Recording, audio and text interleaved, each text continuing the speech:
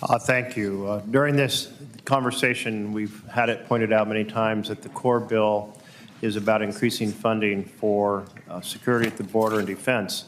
But we've also had it pointed out that there are going to be cuts done to pay for that so that this is deficit neutral. We are raising many amendments to say those cuts should not fall on families, not on child care, not on driving up the cost of rents or buying homes, not in making community health clinics more expensive or prescription drugs more expensive or Medicaid and Medicare or student loans, and let's add in groceries.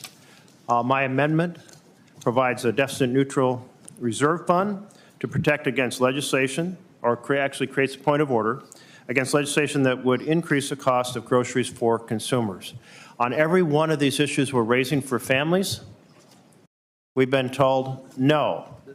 Well, when anything comes back from the authorizing committee that does these things, that's not great because it's wrong for families, and it's also exactly the opposite of what President Trump campaigned on, which was lowering costs for families. So this, my last amendment, and I invite my colleagues on both sides of the aisle to say, hey, groceries are a big deal to families. Let's make sure the cost cuts that are done that are going to pay for the increases in security at the border or defense are not done on the backs of families. Senator Ricketts. Thank you, Mr. Chairman.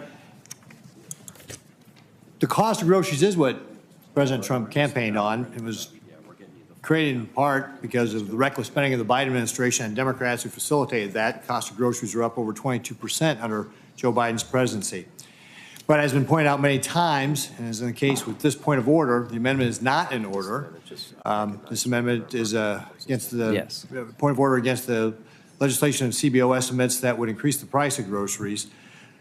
This amendment is also outside of our committee of jurisdiction, as has been pointed out on previous points of order, and would jeopardize our ability to use reconciliation if adopted. So therefore, I encourage the chair to rule this amendment out of order at the appropriate time.